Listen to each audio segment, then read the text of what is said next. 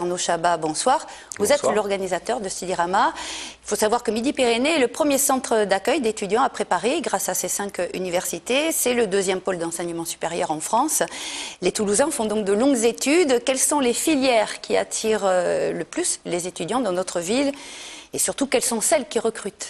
Alors c'est vrai que Toulouse est connue et réputée pour ses filières scientifiques et notamment dans le domaine de l'aéronautique. Donc c'est vrai que les Toulousains sont bien servis, puis beaucoup d'autres étudiants viennent des autres régions pour venir étudier à Toulouse dans ces domaines-là. Et quelles sont celles qui les attirent? Alors celles qui les attirent, après on revient toujours vers des filières dans le domaine du droit, du commerce, juridique, où l'Université de Toulouse est toujours bien située. Alors au contraire, on va peut-être pas se faire des amis, mais quelles sont celles qu'il vaut mieux éviter, y compris les cursus, peut-être à déconseiller, sachant surtout que le chômage touche de plus en plus les jeunes diplômés, les bac+4. Alors il y a des cursus qui effectivement sont pas très faciles, qui font rêver parfois, mais pas très faciles. Alors on pense tout de suite comme métier professeur de sport, l'UFR de STAPS. C'est vrai qu'il y a beaucoup d'entrants, peu de sortants. Et ben justement, ces fameux étudiants d'UFR, on les retrouve sur nos salons pour retrouver une autre filière d'études, un BTS, souvent en biologie ou en chimie par exemple. Alors il y a des tendances un petit peu qui sont annoncées là aussi en matière de filière pour l'avenir. Quels sont les secteurs justement vers lesquels ils peuvent s'orienter? Alors les secteurs vers lesquels ils peuvent s'orienter, ils sont ouverts, c'est tous, clairement.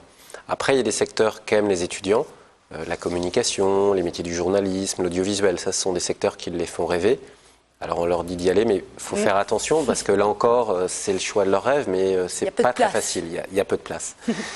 Et puis après, il y a des secteurs très ouverts qui sont porteurs d'emploi, on en parle souvent, on parle du développement durable, on parle toujours du commerce, les métiers du commerce recrutent toujours. Les sciences et techniques, bien sûr, on parle de la santé, souvenez-vous, le manque de médecins, d'infirmiers.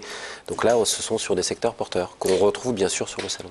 Alors comment s'articulera le salon justement pour guider et conseiller les étudiants, parce qu'on parle aussi dans votre salon d'alternance, on parle de réorientation après une première année de fac, une première année d'échec, c'est possible?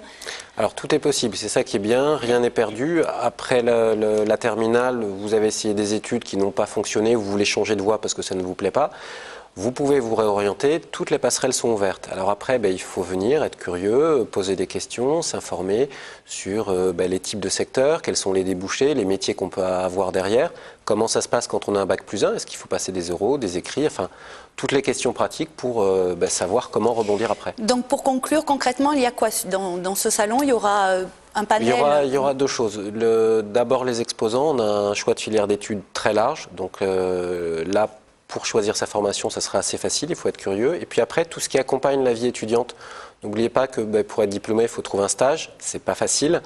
Donc sur le salon il y a tout un panneau d'affichage, un réseau entier, avec des offres de stage de la région qui permettront, j'espère, de leur donner un coup de pouce. Et des petits jobs aussi. Et des petits jobs et du logement, de quoi réussir sa vie étudiante.